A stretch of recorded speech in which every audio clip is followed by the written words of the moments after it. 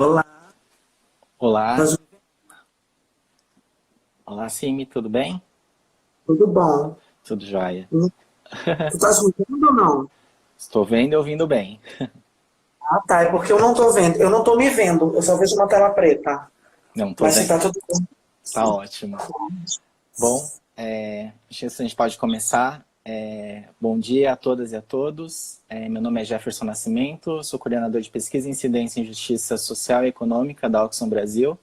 É uma satisfação estar aqui mais uma vez em uma live promovida pela Oxfam Brasil, tratando de temáticas relacionadas à desigualdade e pandemia.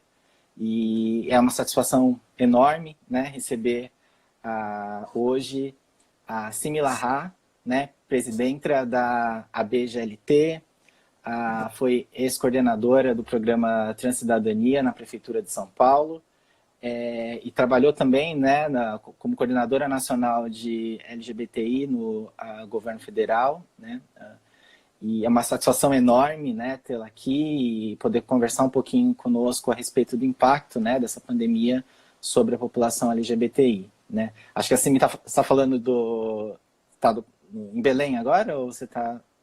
Salvador ainda. Maravilha. Então, mais uma vez, muito obrigado, Simi.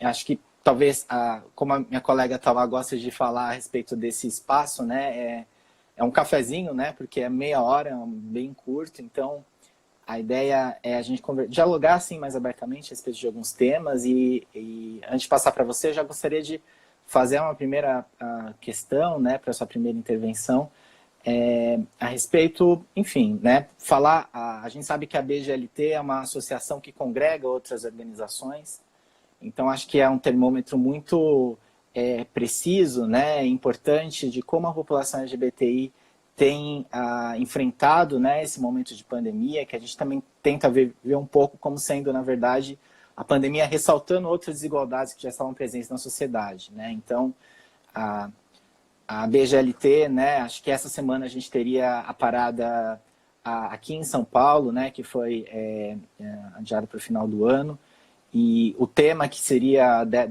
enfim, eu não sei ao certo se manteve o tema, né, para a nova data, mas o tema era falar sobre a respeito da democracia, né, e como a democracia ela está em risco e como dificulta. As políticas atuais elas têm feito um desmonte, né, nas políticas de saúde, de educação e de cultura, e a gente vê esse momento intensificando, né, esse processo, né. Então, se você pudesse falar um pouquinho a respeito disso, Simi, de como a BGLT tem visto esse momento de pandemia, como ela tem sentido junto às organizações afiliadas e principalmente, né, qual a importância de falar a respeito, né, de democracia para a população LGBTI no Brasil nesse contexto de pandemia.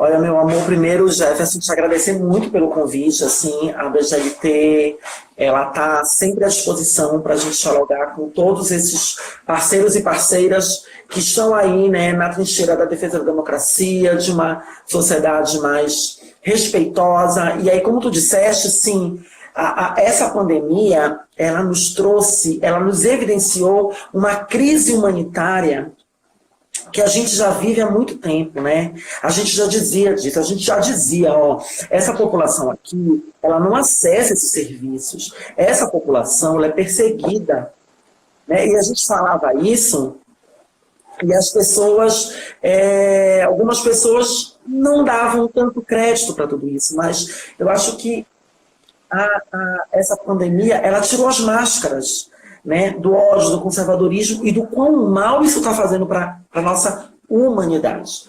Então, primeiro é dizer que a nossa humanidade, ela é inegociável. Ela não está numa mesa de negociação. A nossa humanidade, ela tem que ser o que nos guia sempre, né? Nós não podemos abandonar, né, a humanidade. E aí falar de direitos humanos nesse momento é essencial. Porque o que a gente está vendo, Jefferson, é o seguinte: primeiro, um abandono, uma violência estatal imensa para a nossa população. Porque o que a gente está vendo é que os poucos caminhos que o governo brasileiro tem apontado para que nós fiquemos em casa, porque assim, o governo não quer que a gente fique em casa, o governo quer que a gente esteja isso. Porque aqueles poucos que detêm muitas fortunas, que são amigos deles, estão desprotegidos. Então, o que eles têm colocado para nós é de uma violência estatal imensa, porque não dá conta das nossas especificidades. E muitas LGBTs estão ficando de fora. Estão ficando de fora porque não tem a documentação necessária. Estão ficando de fora porque o sistema não reconhece, por exemplo, muitos nomes retificados, né? O sistema de documentação, ele não consegue lidar com o fato de que a gente pode... Uma pessoa casada pode mudar o nome, mas uma pessoa transgênera, quando muda, é um caos. As pessoas não querem lidar com isso. Por outro lado, há uma questão da violência muito crescente, Jefferson. A gente fala que ficar em casa para nós é um risco quando essa família não dá conta dessa população, né? Não dá conta de lidar. Essas relações forçadas, elas têm sido extremamente violentas. Mas o que a gente está vendo agora também é que os assassinatos estão aumentando.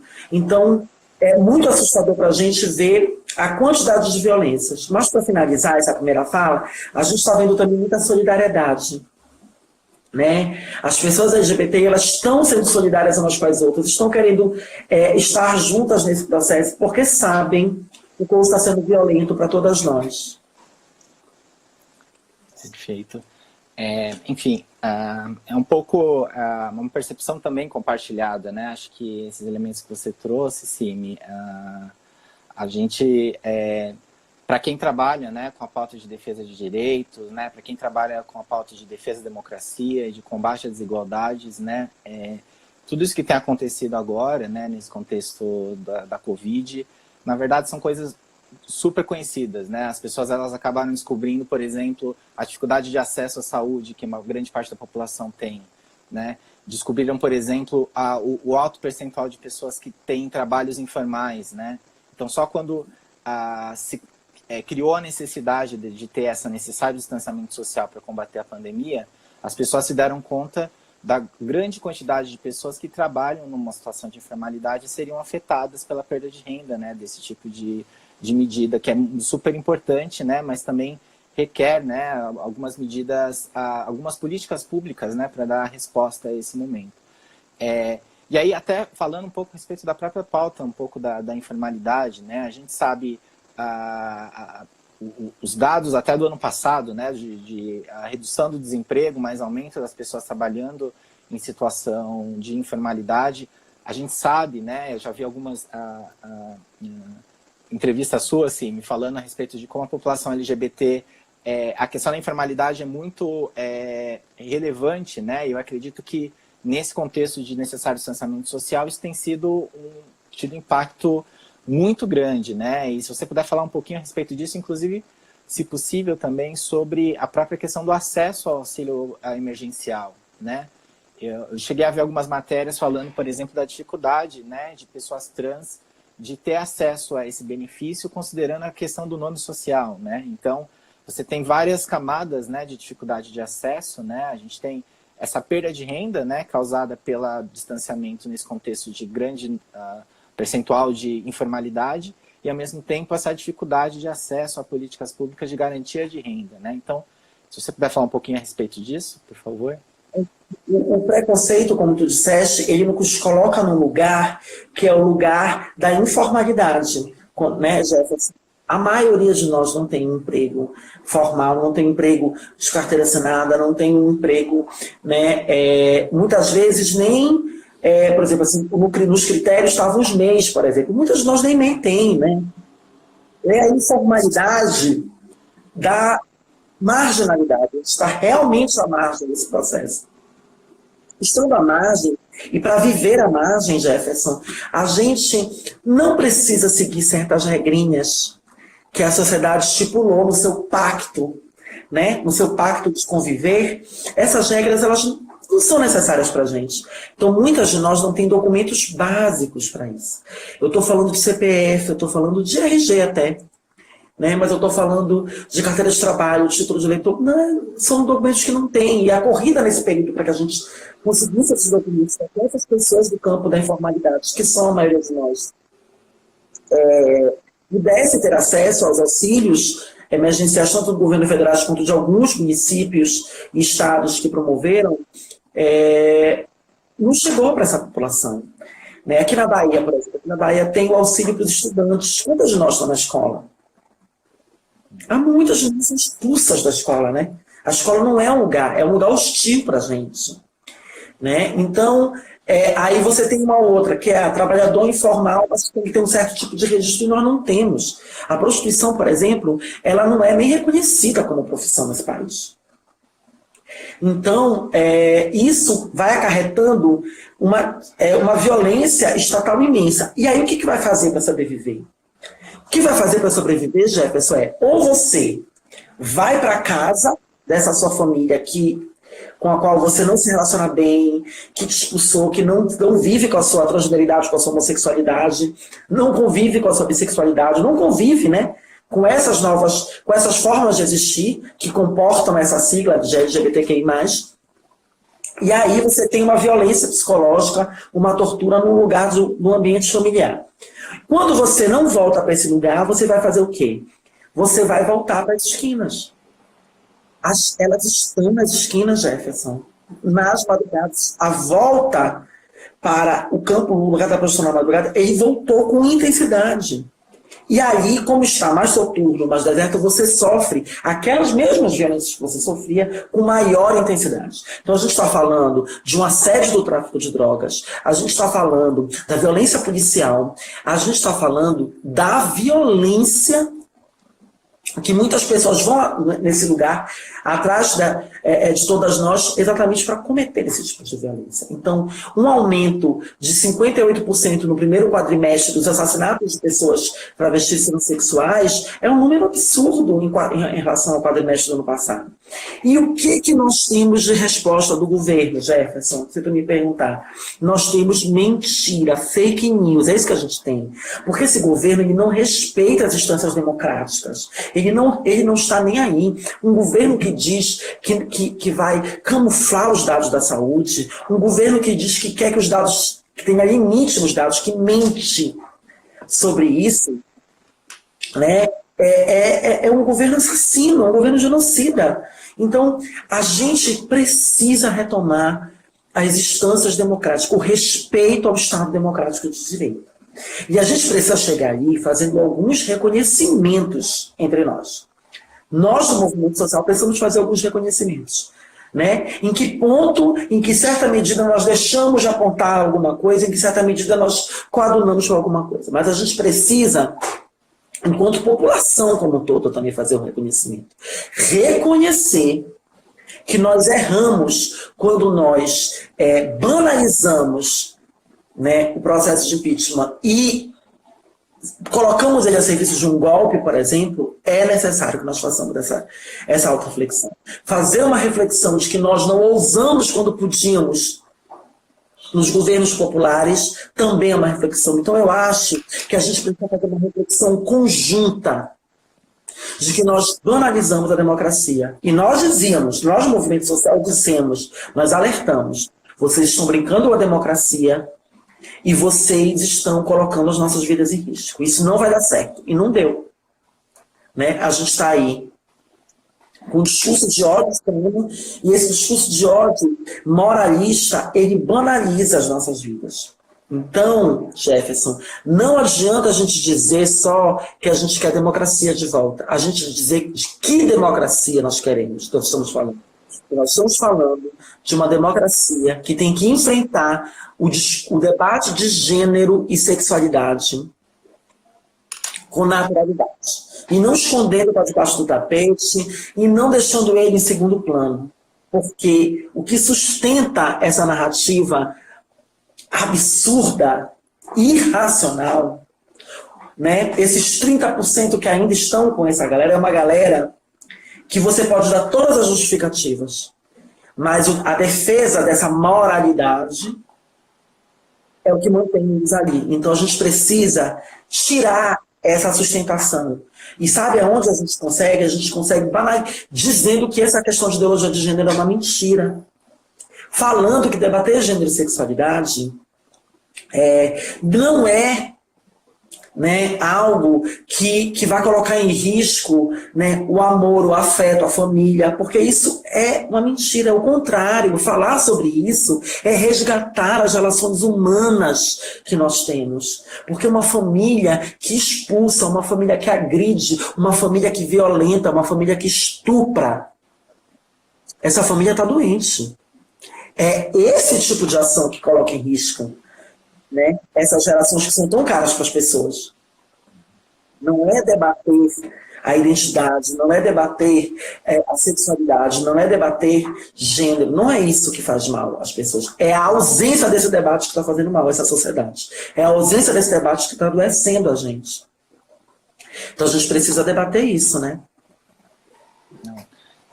Excelente, sim. Você trouxe muitos pontos, até fez um gancho com a minha próxima pergunta, mas acho que talvez acho que esse elemento da ausência do Estado, né, proporcionando políticas, e aí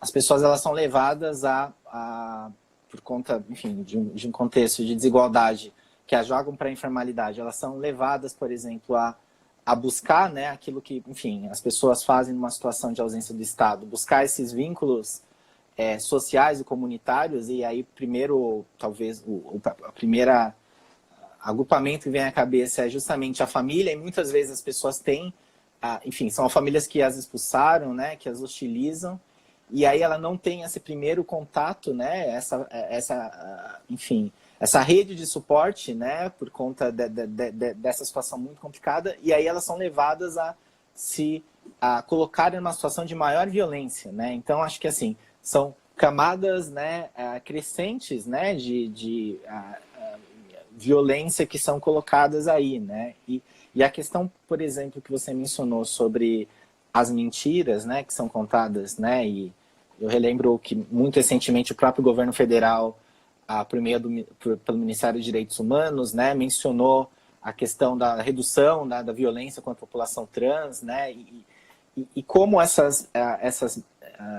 enfim, informações que não são verdadeiras, elas estão no debate público, elas não recebem, de certa maneira, talvez, da grande narrativa, elas não recebem a contestação devida, e agora isso sempre aconteceu, isso sempre tem acontecido nesses últimos 2 anos desse governo, por exemplo, e como agora a gente vê essa manipulação dos dados a respeito da Covid, muita gente acordando para o fato de que, sim, esse governo fala muita mentira, né, e ele não tem nenhum tipo de escrúpulo em manipular essas informações, né? Então, eu acho que isso esse vínculo que você fez, acho que essa sua percepção a respeito de política pública, acho que é muito importante, né? E aí, fazendo um gancho, como eu falei, né? Você me tratou já de uma questão que eu ia falar como próxima pergunta, o que é possível fazer nesse cenário, né? Acho que você já deu a resposta, né? É necessário debater, né? É necessário politizar esses debates, né? É necessário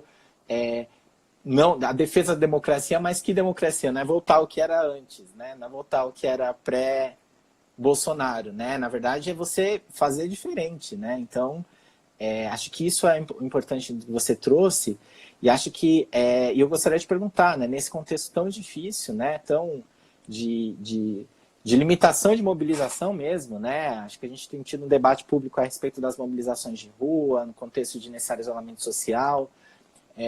O Congresso tem funcionado com sessões remotas, né? Como que a gente consegue pressionar o Congresso, sendo que há limitação de acesso até o prédio do parlamento, né? Então, falar um pouco a respeito da questão do ativismo nesse contexto, porque a gente sabe que as coisas não pararam, né? A gente sabe que as pautas, como o Salles, né, o ministro do Meio Ambiente falou, né, eles estão passando uma boiada, aproveitando que a imprensa está focando na questão da pandemia e muita coisa tem sido avançada aí. E aí, talvez pegando como gancho, né, uma vitória recente, né, da luta LGBTI no Brasil, que foi a decisão do Supremo a respeito da doação de sangue, né, que aconteceu agora em maio, né. Se pudesse falar um pouco a respeito dessa mobilização nesse contexto de pandemia e nessas vitórias e outras lutas que estão acontecendo nesse momento, né? Talvez para até dar uma perspectiva, né? É possível fazer coisas e coisas estão sendo feitas, né? Por ativistas sociais, pela ABGLT, pela Cine La Rai e por outros ativistas ao redor do Brasil. Olha, Jefferson, é muito difícil para a gente, nesse período, primeiro, a gente tem que se manter sã, né? A gente tem que manter a saúde mental. Eu, alguns dias atrás, tive que parar de ligar meu celular, porque, né, é muita coisa acontecendo, a gente tem que dar resposta a muita coisa, e os movimentos sociais, sobretudo os movimentos sociais LGBTQI+, são movimentos de muita resistência, de muita articulação política, mas de pouca estrutura para fazer essa política. Então, assim, a gente consegue, nós conseguimos 3 grandes derrotas desse governo desde que ele chegou. Nós fomos o primeiro movimento a impor uma derrota a esse governo, que foi a criminalização pelo STF. Depois, pelo STF, nós conseguimos barrar aquele projeto da escola sem partido no município de Goiás. Depois a gente vem e consegue a doação de sangue. Mas esse governo nos responde o quê? Ele vai dizer que a Anvisa, por exemplo, vai dizer que não vai regulamentar. Ela diz, não vamos regulamentar a questão da doação. Nós vamos recorrer nos embargos declaratórios, sei lá, com esses nomes bonitos que se inventam, né? No STF. Então, a gente precisa do entendimento dessas outras parcerias, Jefferson. A gente precisa que a Oxfam, que é parceira, tantas redes que são parceiras, os partidos políticos, as frentes nacionais, precisam entender a potência que é a gente falar dos movimentos LGBTQI+. A gente precisa entender que a gente, para a gente caminhar junta e chegar junto a todas, a gente precisa desse auxílio. É muito pesado só nós por nós. É muito pesado estarmos sozinhas nesse momento. No que concerne, não só, a gente não quer que as pessoas só nos compartilhem, a gente quer que as pessoas entendam o potencial que essa narrativa tem de dialogar com a população e de colocar para essa população a naturalização das coisas e de conviver com essa população como um todo para a gente construir outros caminhos. Então, eu acho que se a gente pudesse dizer como fazer sobre isso, eu acho que a gente fala assim, procure apoiar as iniciativas. Né? Procurem conhecer as iniciativas do que estamos fazendo. Procurem apoiar de certa forma. Nós temos movimentos parceiros que nos ajudam muito, por exemplo, na quantificação. A gente quer lançar agora, final do mês, a gente não sabe se vai conseguir, Jefferson, mas a gente quer lançar um relatório sobre os assassinatos de defensores de direitos humanos LGBTI. Para além de quantificar as pessoas LGBTI, a gente quer falar sobre a violência que esses defensores sofrem. Nós estamos sendo perseguidas, Jefferson. Né? Nós temos medo, porque a gente põe a nossa cara e a gente está correndo risco. Eles nos ameaçam. Não à toa, João Luiz está fora desse país. Né? Teve que se exilar. Então, assim, Marielle foi assassinada. E até hoje não prenderam quem mandou matar. Então, são exemplos de como as defensoras e defensores dos direitos LGBT estão sendo perseguidas e assassinadas nesse país. Então, assim, há de que quem se coloca nesse campo da luta, nesse campo da construção de outras relações humanas, né, nós precisamos de apoio, porque senão muitas de nós vão continuar morrendo, sendo assassinadas, sendo violentadas. Então, eu acho que na construção de que novo normal queremos, que é o que muita gente fala por aí, né, de como nós queremos voltar, eu me preocupo com 2 questões. Um é como é que esses defensores e defensoras vão continuar atuando, porque muitas de nós estão sem emprego, muitas de nós vão continuar, né, dificilmente conseguindo se manter, a gente paga para militar, a gente paga para atuar, diferente de outros tempos. E como é que essa galera, Jefferson, que passou por isso tudo, vai voltar ao normal? Muitas de nós não vai conseguir voltar ao normal. Porque não vai conseguir, por exemplo, emprego. Não sei se nem se vai estar viva, porque vai estar passando fome nesse período. Então, tenho muita preocupação Quando tudo voltar a essa normalidade, todo mundo vai esquecer, vai falar, voltou ao normal, agora está aí emprego. Não está, para nós não está. Muitas de nós estão sendo demitidas nesse processo. Muitas de nós não conseguiram alimento para sobreviver. Muitas de nós estamos na sub-relação, na subvivência, sabe? No subemprego, no subtudo. Então, assim, eu estou muito preocupada e eu gostaria muito de pensar que auxílios a gente vai ter depois de tudo isso.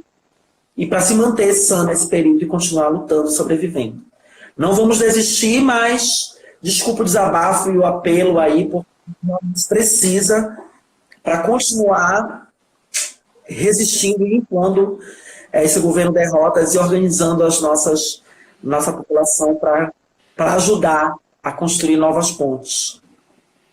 Não, ótimo. Acho que é muito interessante essa vinculação que você faz, realmente, né? O fato de que talvez outros movimentos sociais, outros ativistas, talvez não estejam tão próximos da luta LGBT, faz, eventualmente, que num momento como esse, né, de crise, enfim, de camadas de crise, né, mas mais uma crise trazida pela pandemia, faz com que enfim, o estar sozinho, não estar próximo por conta dessa distanciamento, talvez, de outros grupos, faz com que talvez isso vá comprometer a própria luta, né? Porque as pessoas depois desse contexto, né, por conta, né, dessas dificuldades, realmente, é um apagamento da luta também, né? É uma dificuldade de manutenção de vida nesse contexto difícil, e também o apagamento da luta, porque, como você mencionou, né, essas pessoas têm que pagar para militar, de certa maneira, né, elas têm que separar parte do seu tempo, que seria utilizado, né, para o seu próprio sustento, para fazer essa defesa de direitos, o que dirá de um momento que, na verdade, a gente não tem nem como manter o contexto não permite essa manutenção, né, do trabalho e da renda, né? Então, acho que isso é algo bem importante de pensar até isso como maneira de mobilização, né? Como se mobilizar, né? Como você seguir na defesa de direitos, né? Se você está sozinho, tendo que competir com a sua própria sobrevivência, né? O seu tempo tem que ser dividido, né? Para manutenção da sua própria sobrevivência. Então, acho que isso nos coloca também esse desafio, né? Por parte de outros movimentos sociais também de atuar em conjunto, né, e ver a luta LGBT, né, como uma parte de uma luta social importante que deve ser abraçada por outras vertentes, né, por outras maneiras de atuação. E aí, a gente já está mais ou menos perto do nosso teto que a gente tinha falado, e para fechar uma pergunta, acho que também está um pouco ligado a isso, né, e aí eu retomo um pouco, talvez até um pouco essa pauta democrática. Você mencionou assim com muita propriedade o fato de não é à toa que, por exemplo, Jean Willis, né, teve que sair do Brasil, que Marielle Franco foi assassinada, né, e acho que esse elemento da representatividade, né, e a gente está agora nesse ano, né, enfim, não se sabe se vai ser adiado ou não, mas é um ano de eleição, né. A gente tem eleições municipais agora acontecendo em outubro, ou talvez um pouco mais para frente. E a gente sabe a importância de ter pessoas representativas da causa, como maneira, inclusive, de fazer essa luta dentro dos espaços institucionais, né? Então, não sei se gostaria de falar alguma coisa a respeito dessa questão, né? De como a BGLT tem visto essa questão da representatividade, né? E como ela tem pensado em garantir, né, que a pauta LGBT seja presente nas, enfim, plataformas nas candidaturas que vão se propor agora, né, para essa eleição municipal, enfim. Vai ser uma eleição muito diferente, né, Jefferson? Porque assim, a gente acredita que vai ter eleição. O que a gente tem acompanhado do Legislativo é que o exercício do Legislativo brasileiro é de manter as eleições, né? A gente defende que tenha eleição nesse ano, mas vai ser muito diferente. O que a gente está observando é que tem um assédio muito grande às pessoas LGBTI para que sejam candidatas. A gente avalia que esse assédio de último momento é um assédio oportunista e eleitoreiro, né?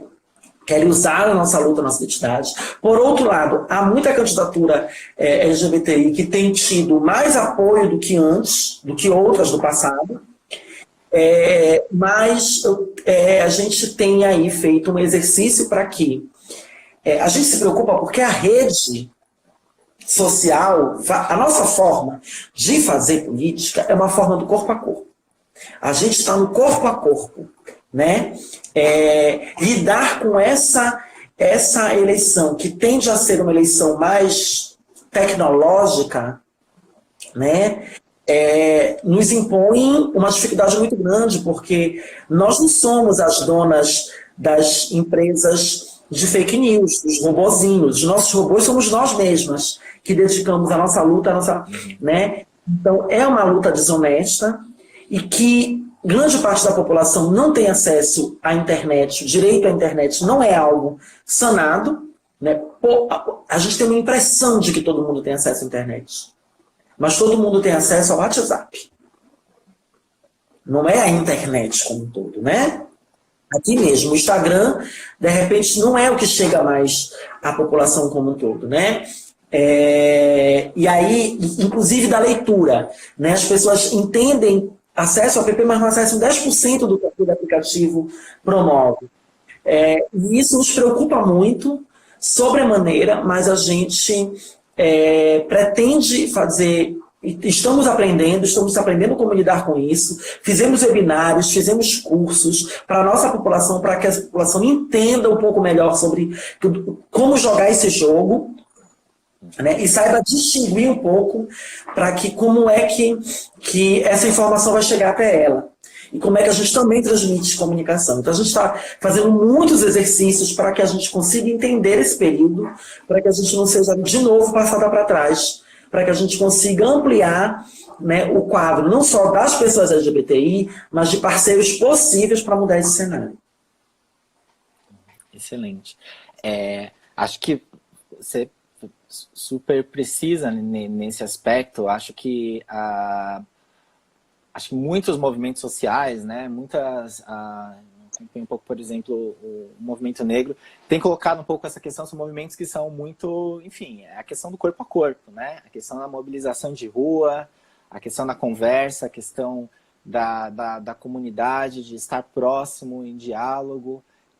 Acho que esse é o formato, né, tradicional, né, de mobilização social, que está realmente agora, de certa maneira, com um desafio enorme, né, nesse contexto de pandemia, né? E pensar também no contexto eleitoral, acho que isso cria uma outra, enfim, um elemento de desigualdade adicional, né? Então, se você não consegue nem fazer mobilização de rua, né, como é que você vai mobilizar uma campanha, né, que ela seja minimamente competitiva, né? Você vai competir com pessoas que estão buscando reeleição, que já têm alguma estrutura, né, para conseguir, né, esse tipo de mobilização. E aí, pensando principalmente, talvez, na eleição de 2018, a gente viu, né, que a direita, a extrema-direita, né, o grupo que está no poder no governo federal, eles sabem utilizar, por meios, né, que a gente pode até discutir em um outro momento, essas ferramentas, grupos de WhatsApp, de uma maneira que a gente não tem esse conhecimento, né, e a gente está num contexto que talvez esse seja o grande modo de mobilização, né? Então, é um desafio adicional de como não ver esses grupos, né, ampliarem a sua presença, já que eles, na verdade, eles não têm, talvez, força na rua, né? Eles têm força digital por meio dessas plataformas. Então, como que a gente consegue fazer, né, esse balanço? Acho que isso é um desafio, né, para, enfim, todos os ativistas sociais, né? E acho que é algo que a gente tem que dialogar mais nessas semanas e meses aí que durar essa pandemia. Sim, o nosso tempo está no finalzinho, né? Eu vou fazer aqui um anúncio de uma próxima live que a gente vai ter, aí eu passo a palavra para você fazer o fechamento, algumas considerações finais. Como quem tem acompanhado o Oxfam, a gente tem conhecimento, a gente tem realizado essas lives tanto no Instagram quanto no YouTube, né? As lives no Instagram acontecem às terças-feiras, às 11 horas. No YouTube, às quintas-feiras, às 11 horas. Então, quinta-feira agora, né, dia 11 de junho, a gente terá uma live que vai falar um pouco de alguns temas que nós já tratamos aqui, né? Sobre desigualdade e democracia. que vai contar com a presença da Aniele Franco, né, a presidenta do Instituto Marielle Franco, a ativista social, escritora, irmã de Marielle Franco. Então, a Aniele vai estar presente conosco, e também o pesquisador Marcos Nobre, que ele é presidente do SEBRAP, né, um centro de pesquisa aqui de São Paulo, professor de filosofia na Unicamp. Então, para falar um pouco a respeito de como esse contexto da pandemia, né, esses desafios que a democracia tem sofrido, né, e essas tensões aí proporcionadas principalmente pelo governo federal, como elas têm impactado, né, na desigualdade, né, e como ela tem impactado talvez, inclusive, nessa mobilização social, né, algo que a gente falou um pouquinho agora, né, como a mobilização social ela tem sido, enfim, se alterada, né, por conta desse contexto, e como isso tem reflexos na democracia como a gente conhece. Então, fica o convite, quinta-feira, às 11 horas, no YouTube. E com isso eu passo novamente para a Simi, né, para considerações finais. Mais uma vez agradecendo imensamente, né, pela conversa, e conte com a Oxfam Brasil, né, nessa luta de todos nós, né, pela defesa de direitos e pela democracia. Meu amor, muito obrigada pela lembrança da gente, muito obrigada por esse espaço para a gente poder dialogar com outros, né, para fora dessa nossa bolha. É sempre interessante quando a gente vai conversar com outras pessoas sobre esses temas. Agradecer muito, nos colocar, não só a minha pessoa, mas a BJLT como um todo, essa associação, para pensar junto caminhos, para conversar neste momento de pandemia, fora deste momento de pandemia. Espero que nós nos encontremos em breve e nos deixar à disposição para qualquer ação que pense aí, possibilidades de construir novas pontes, novas relações e novas resistências. Muito obrigada. Perfeito. Muito obrigado, Simi. Prazer novamente. E muito obrigado para quem nos assistiu aqui. Logo depois de terminado, ele vai ficar disponível no IGTV da Oxfam Brasil e também no YouTube, no canal da Oxfam Brasil, youtube.com/Oxfam Brasil. Mais uma vez, muito obrigado e bom dia. Até mais.